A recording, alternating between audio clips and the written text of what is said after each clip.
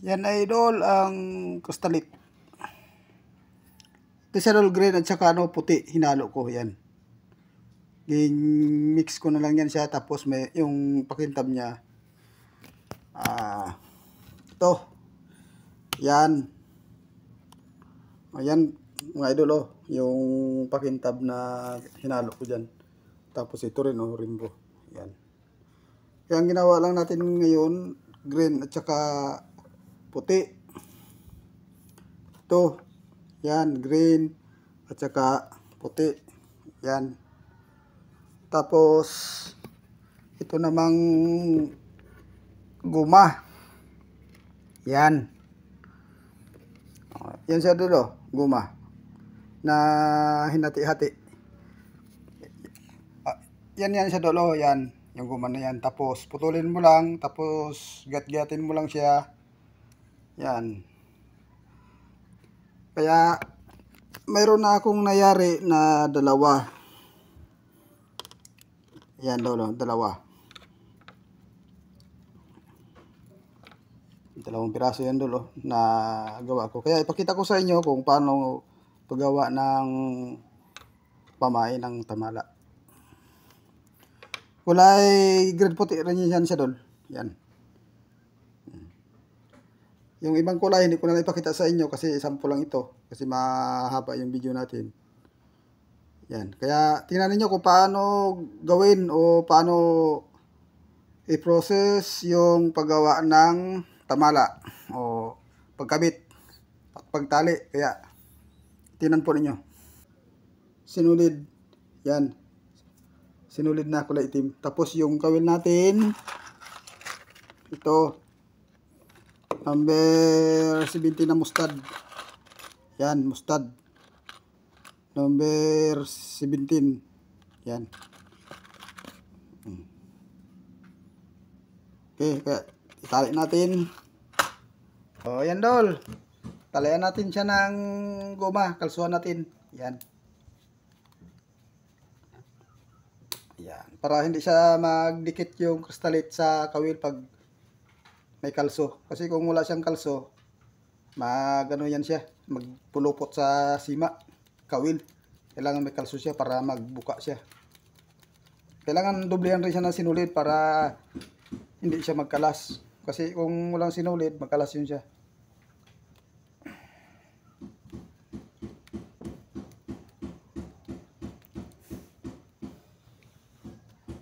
Yan, idol.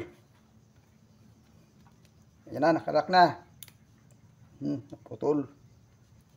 Kaya tinan po ng mabuti ang paggawa para matuto kayo kung paano magawa ng pamain. Yan. Tapos, meron tayong guma. Yan na hinawa-iwa ko na yan siya. Na maliit na pahaba. Kung meron kayong balahibo ng manok, pwede rin yan. Okay, talian muna natin. Yan. Tapos ilak.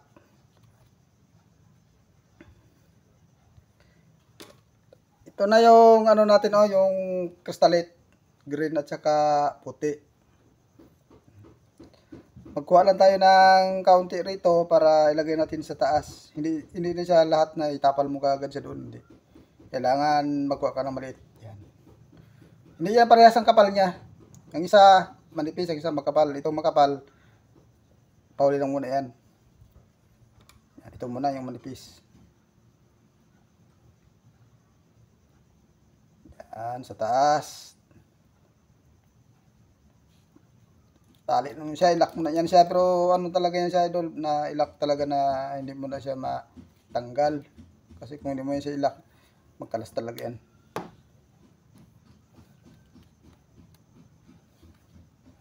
Okay.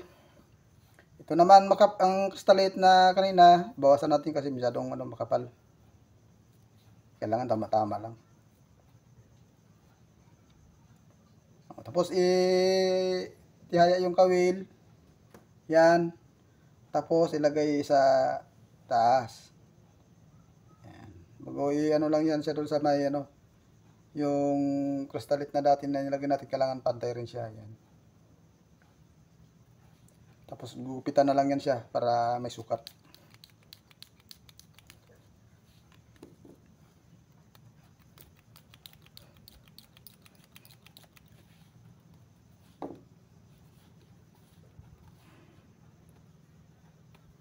Ano na yung sinulid?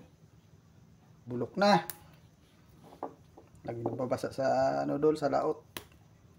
Kaya marupok na yung sinulid.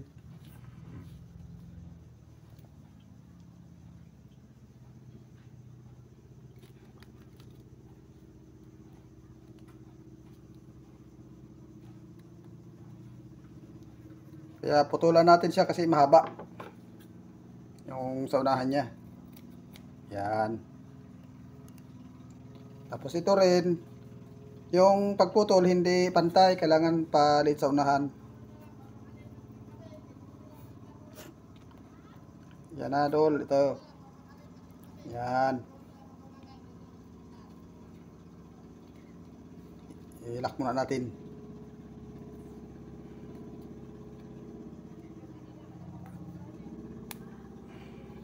Tapos, tutupin natin siya. Pabalik. Yan. O, yan o. Diba kanina dol, pahaba yon ganyan. Tapos tinalian lang natin. Kaya kung ganyan lang yan dol, kakalas yan. Kaya kailangan, itupin natin pabalik. Yan. Kailangan dol, maggawa kayo ng ganito dol. Huwag yung masyadong manipis. Tsaka, huwag din yung masyadong makapal.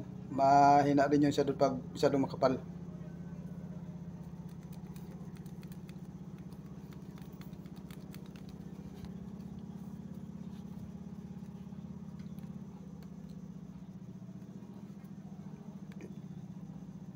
Yan. Tapos magano tayo doon ng kaunti ng pakulay dito na kulay orange. Kasi kanina may sample tayo doon kanina na kulay orange. Oh, ito doon oh. Yan, kulay orange. Kaya kuha lang tayo ng kaunti. Para pang ano lang sa bilang sa unahan niya doon na kahit paano mag-iba-iba rin yung kulay niya. Yan. Tapos ano ito dol, isusuot sa kanya. Yan dito.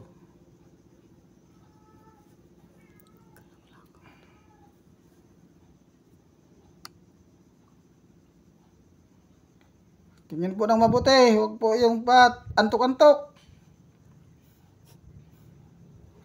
Para matuto kung paano magawa. Yan, para makahuli kayo ng lapo.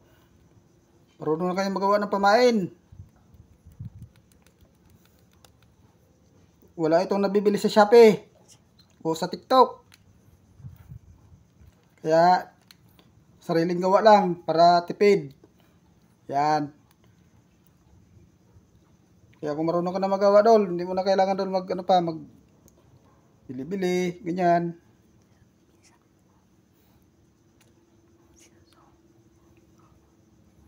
Yung guma, sinuot na natin. Okay. Lapit na ito doon matapos.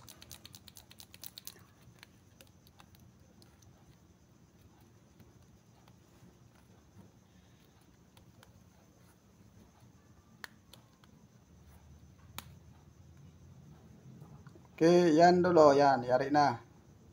Ngayon, mahaba yan siya, itong guma, kailangan putulan natin kasi masyado siyang mahaba. Yan. Okay, yan ang ating nagawa. Puro ano lang ito sa dol, green, puti. Nakadepende rin yan sa dol sa mga kinakain. Kaya kung anong kinakain, yun lang gawin mo. Okay, yan. Meron na tayong 4 na piraso. Kaya nasa inyo na lang yan kung anong gustong mga kulay ang gawin nyo. Halo-halo nyo lang. Mix-mix nyo lang. Yan. Nakita naman ninyo kung paano siya ginawa. Okay. Yan na doon na pamain sa lapo. Panghuli. Yan, tamala. Okay. Kaya yun daw yung tutorial natin sa paggawa ng pamain tamala. Kaya ganoon lang yung paggawa niya. Okay. Maraming salamat. Bye-bye.